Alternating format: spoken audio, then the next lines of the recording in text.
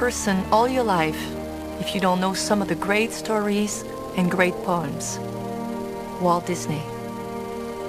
Where do the stories come from? That question was asked of Walt Disney nearly 50 years ago.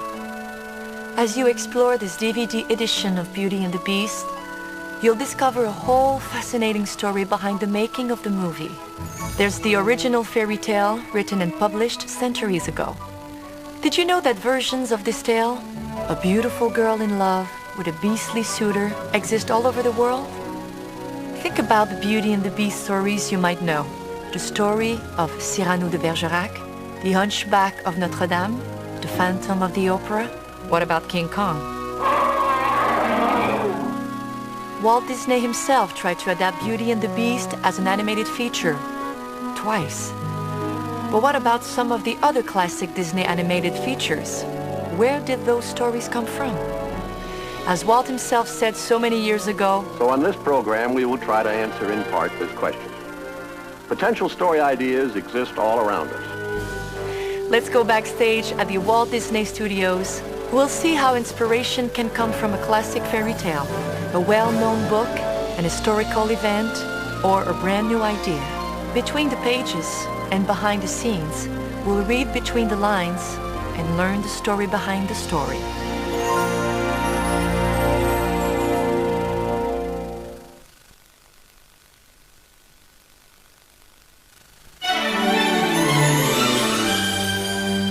All books are divisible into two classes, the books of the hour and the books of all time.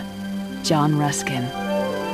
Once upon a time, a beautiful girl was reduced to being a household servant by her jealous stepmother and cruel stepsisters. They called her Cinderella. The announcement of a royal ball for all of the fair maidens in the land sent the household into a frenzy. But poor Cinderella knew she would never be allowed to attend. With the help of a bit of magic from her fairy godmother, Cinderella was given a beautiful dress and a magnificent coach, with the stern warning to return home by midnight, when the magic spell would be broken.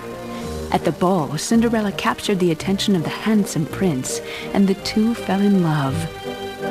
Fleeing the ball at midnight, Cinderella left behind only a romantic memory and a delicate glass slipper. The prince and Grand Duke searched far and wide for the mysterious maiden.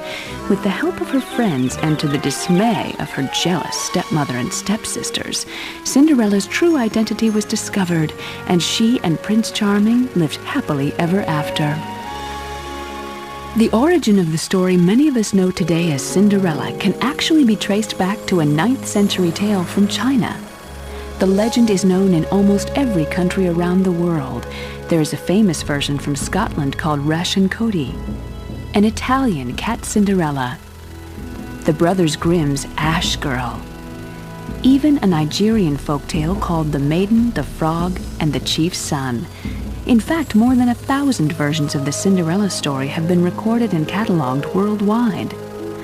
Why is the Cinderella story so treasured around the world? It's probably because of Cinderella's clear-cut moral.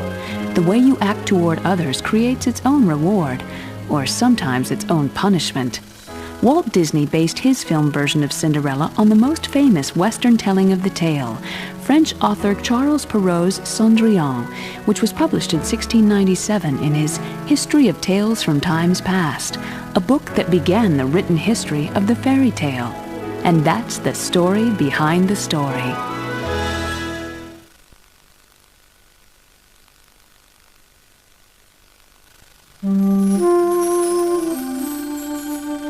Genius is 1% inspiration and 99% perspiration. Thomas Alva Edison. A young lion cub, Simba, struggled to find his place in nature's circle of life and follow in the regal paw prints of his father, the great King Mufasa, after his father was killed by his treacherous uncle Scar. Scar convinced Simba that he was responsible for his father's death and urged him to run far away from the Pride Lands and never return.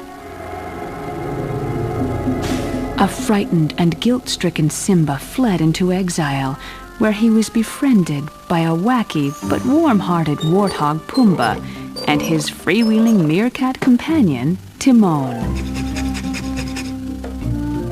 Simba adopted their Hakuna Matata attitude toward life, living on a diet of bugs and taking things one day at a time as he matured into a young adult. When his childhood friend Nala arrived on the scene and told him of the hard times the pride had endured under Scar's reign, Simba knew that he must return home. Soon the wise shaman baboon Rafiki convinced Simba that his father's spirit lived on in him and that he must accept his responsibility. Taking his rightful place as king, Simba defeated Scar and his army of hyenas and became the Lion King. The movie we know so well today as The Lion King actually began development many years before its 1994 release as an original story, then titled King of the Jungle.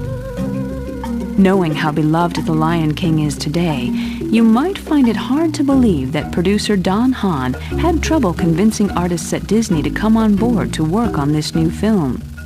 You see, no one was familiar with the story or the characters of this new project, because they had been created especially for this film. When production began, an artistic team traveled to Africa to search for ways to best present the African settings in the film. Back at the studio, the animators studied actual live lions and other animals.